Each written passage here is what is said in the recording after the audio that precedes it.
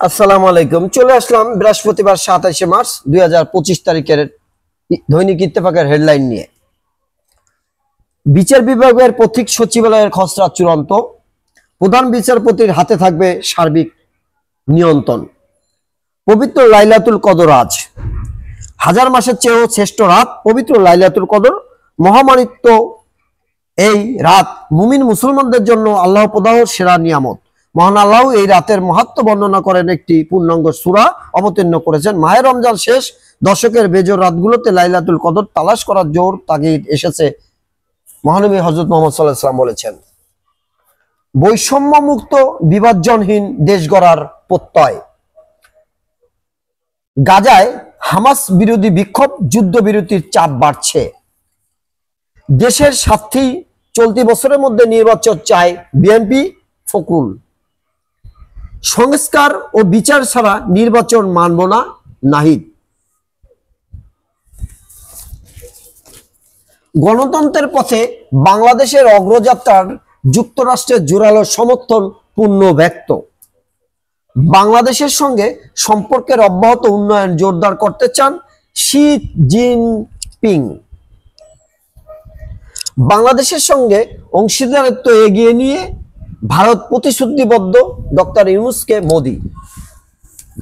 মার্কিন lieutenant general ভাওয়েলের সফরে সামরিক সরঞ্জাম বিক্রি নিয়ে আলোচনা। রাঙ্গুনিয়ায় আওয়ামী লীগ নেতাকে কুপিয়ে হত্যা। মিশরে বিএনপির দুই গ্রুপের সংঘর্ষ, নিহত এক। সীতাকুণ্ডে কৃষক দলের নেতাকে কুপিয়ে হত্যা। চীনের আগে ভারত সফর করতে চেয়েছিলেন ডক্টর ইউনূস, দ্য হিন্দুকে প্রেস সচিব। স্বজনের সঙ্গ পেতে ঢাকা ছাড়ছেন মানুষ। স্টেশন টার্মিনালে ঈদের আমেজ। ক্ষমা চেয়ে কেউ কেউ লিখেছেন, আমি লজ্জিত। মুক্তিযোদ্ধার সনদ ফেরত দিতে 12 ব্যক্তির আবেদন। ধানমন্ডিতে র্যাব ম্যাজিস্ট্রেট ছাত্র পরিচয়ে ডাকাতি, গ্রেপ্তার 4। মৃত্যুর পরেও তিনি আসামি। বিএনপির মহাসচিব মির্জা ফখরুল ইসলাম আলমগীর বলেছেন, ডিসেম্বর থেকে জুনের মধ্যে জাতীয় নির্বাচন নিয়ে প্রধান উপদেষ্টার বক্তব্য স্পষ্ট নয়।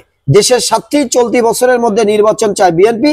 আমরা আশা করব অন্তর্বর্তী সরকারের দ্রুত ন্যূনতম সংস্কার করে, অর্থাৎ যেগুলো নির্বাচনের জন্য প্রয়োজন তা সম্পন্ন করে নির্বাচনের ঘোষণা দেবে।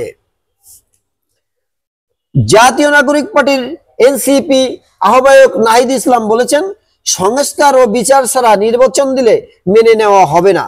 মহান স্বাধীনতা দিবস উপলক্ষে গতকাল বুধবার সকাল 8:30টায় সাভার জাতীয় স্মৃতিসৌধ বীর শহীদদের প্রতি শ্রদ্ধা নিবেদন শেষে সাংবাদিকদের তিনি কথা বলেন।